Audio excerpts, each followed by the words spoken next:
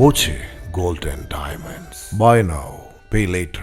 Quarry മാഫിയകൾക്കും വെടിമരുന്ന് കമ്പനികൾക്കും അനുമതി നൽകാത്തതാണ് മുതലമട പഞ്ചായത്തിലെ ഭരണ അട്ടിമറിക്ക് കാരണമെന്ന് മുതലമട പഞ്ചായത്ത് മുൻ പ്രസിഡന്റും വൈസ് പ്രസിഡന്റും ആരോപിച്ചു.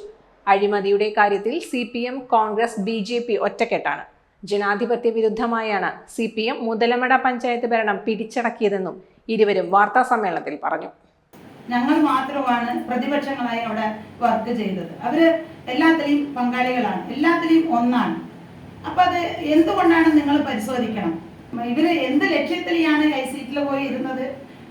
കുറച്ച് വെടിമരുന്ന് കമ്പനികൾക്ക് ലൈസൻസ് കൊടുക്കാം, ഗോറികൾക്ക് ലൈസൻസ് കൊടുക്കാം, ഫാക്ടറികൾക്ക് ലൈസൻസ് കൊടുക്കാന്നുള്ള BN ബ്രദേഴ്സ് എന്ന കമ്പനിക്ക് ലൈസൻസ് കൊടുക്കാന്നുള്ള ലക്ഷ്യത്തിലാണ് സീറ്റിലുള്ളത്. അപ്പൊ നിങ്ങളൊക്കെ സഹായിക്കണം. പൊതുജനങ്ങളോട് നിന്നുകൊണ്ട് പൊതുജനങ്ങൾ നല്ല ഒരു കഷ്ടത്തിലെയാണ് മുതലമടയിലെ കഷ്ടങ്ങൾ അനുഭവിച്ചു കൊണ്ടുവരുന്നത്. 3 ഭരണസമിതിയാണ് മാറിയിട്ടുള്ളത്.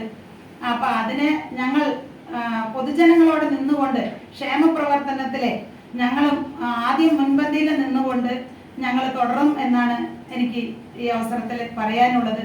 CPM 9, കോൺഗ്രസ് 6, BJP 3, സ്വതന്ത്രർ 3 എന്നിങ്ങനെയാണ് മുതലമട പഞ്ചായത്തിലെ കക്ഷിനില. BJPയുടെ പിന്തുണയോടെ ഭരണത്തിലേറിയ CPM സ്വജനപക്ഷം കാണിച്ചതോടെയാണ് കോൺഗ്രസിന്റെ പിന്തുണയോടെ തങ്ങൾ പ്രസിഡന്റും വൈസ് പ്രസിഡന്റുമായത്. ഭരണമേറ്റതോടെ സ്വാധീനം ഉപയോഗിച്ച് ജീവനക്കാരെ സ്ഥലം മാറ്റിയും നിർബന്ധിച്ച് ലീവെടുപ്പിച്ചും CPM ഭരണസ്തംഭനമുണ്ടാക്കി. ഫണ്ട് ചെലവഴിക്കാൻ മാർഗമില്ലാതെ വന്നതോടെ പഞ്ചായത്തിൽ ദിവസങ്ങളോളം സമരം നടത്തുകയും ഹൈക്കോടതിയെ സമീപിക്കേണ്ടിയും വന്നു. ഒട്ടനവധി ജനക്ഷേമ പ്രവർത്തനങ്ങൾ നടത്തിയ ഭരണസമിതിയെ അട്ടിമറിക്കാനാണ് CPM ശ്രമിച്ചത്.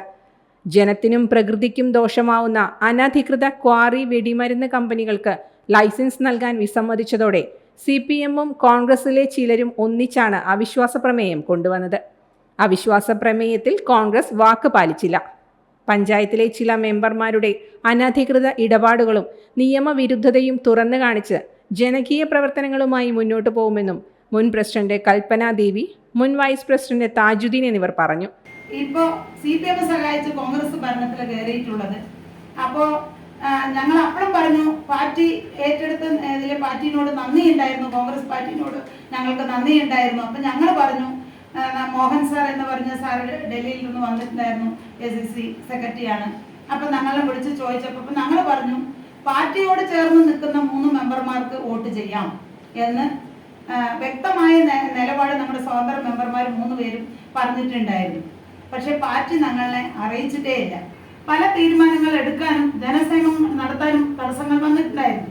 അധികം മറികടന്ന് ഞങ്ങൾ 19 ദിവസം സമരം ഇരിക്കേണ്ടി വന്നു. പഞ്ചായത്തിൽ തന്നെ നിങ്ങൾക്കൊക്കെ അറിയും, എല്ലാ ചാനലുകളും ഞങ്ങൾ സപ്പോർട്ട് ചെയ്തിട്ടുണ്ട്.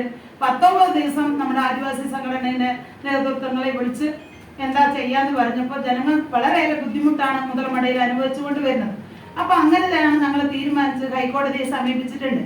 2018 പ്രളയത്തിൽ തകർന്ന തുല്യ ഗായത്രി ഒരു പുഴമ്പാലം പറയുന്ന ഒരു പുഴമ്പാലമുണ്ട്. ആ പുഴമ്പാലത്തിലൂടെ 2 ഗ്രാമത്തിലെ SC കോളനികൾ ഉന്നതികൾ ഉൾപ്പെടെയുള്ള കോളനികളിലെ 100ഓളം കുട്ടികളും ആ ഗ്രാമവാസികൾ മുഴുവൻ വരുന്ന ഒരു പാലം, ആ പാലം 2018 തകർന്ന. അതിന് ഞങ്ങൾ ഈ 2022 വരെ ഒന്നും ചെയ്തില്ല. 2023 ഞങ്ങൾ 58 ലക്ഷം വെച്ച് പണി തുടങ്ങിയപ്പോൾ എല്ലാ എഗ്രിമെന്റ് വർക്കോറും എല്ലാം കൊടുത്തു കഴിഞ്ഞപ്പോൾ ആ പദ്ധതി തടസ്സപ്പെടുത്താൻ ഇന്നേ വരെ ഞങ്ങൾക്ക് ചെയ്യാൻ കഴിഞ്ഞിട്ടില്ല. എല്ലാ നിലയ്ക്കും ഞങ്ങളത് ഇപ്പോൾ 58 ലക്ഷം വെച്ചിരിക്കുകയാണ് 25-26. അതുപോലെ ആദിവാസി മേഖലയിൽ കറണ്ട് ഇല്ലാത്ത 3-4 ഊരുകളുണ്ട്. അവിടെ പൂപ്പാറ, കുരിയാകുട്ടി, അതുപോലെ തന്നെ തേക്കടി, ആ പ്രദേശത്തുള്ള മുഴുവൻ ആ ജനങ്ങൾക്ക് വൈദ്യുതി എത്തിക്കാൻ വേണ്ട നടപടികൾ, ബാറ്ററികൾ മാറ്റിക്കൊടുത്തു മാത്രമല്ല, വൈദ്യുതി ഇല്ലാത്ത ഭാഗങ്ങൾക്ക് മുഴുവൻ സൗരകാന്തൽ എന്നൊരു പദ്ധതി പഞ്ചായത്തിൽ നടപ്പിലാക്കി 400ഓളം പേർക്ക് ഞങ്ങൾ എത്തിച്ചു കൊടുക്കാൻ കഴിയും.